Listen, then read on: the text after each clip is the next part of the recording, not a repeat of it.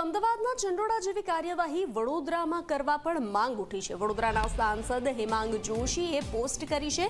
Social media પોસ્ટમાં સાંસદે ટકોર કરી છે। રાષ્ટ્રવિરોધી પ્રવૃત્તિ કરનાર માટે વડોદરા સ્વર્ગ સમાન છે તેવી ટકોર સાંસદ દ્વારા કરવામાં આવી છે। દબાણ કરનાર અસામાજિક પ્રવૃત્તિમાં સંકળાયેલા હોવાનો દાવો કરવામાં આવ્યો છે। સાંસદ હેમાંગ જોશીએ કહ્યું કે કાર્યવાહી કરવાનો સમય આવી ચૂક્યો છે।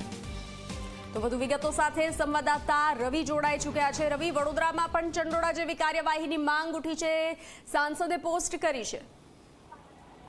બિલકુલ વાત કરવામાં આવે તો જે રીતના અમદાવાદના ચંડોળા તળાવની ફરતે જે દબાણો થયા હતા, ઝૂંપડપટ્ટીઓના જે બાંગ્લાદેશી પાકિસ્તાની નાગરિકો ત્યાં વસ્યા હતા અને તેમને ડિટેન કરવામાં આવ્યા છે અને ત્યાર પછી ગેરકાયદેસર દબાણો તોડવાનું મેગા ડિમોલેશન રાજ્ય સરકારે હાથ ધર્યું। તે ઘટનાને ન માત્ર વડોદરા પરંતુ આખું દેશમાં નજરે આવી છે। ત્યારે વડોદરાના સાંસદ હેમાંગ જોશીએ પણ આવી જ પ્રકારની કાર્યવાહી વડોદરા કોર્પોરેશન દ્વારા પણ કરવામાં આવે, અસામાજિક તત્વો અને ગેરકાયદેસર વસતા લોકોની સામે તે પ્રકારની માંગ કરવામાં આવી છે।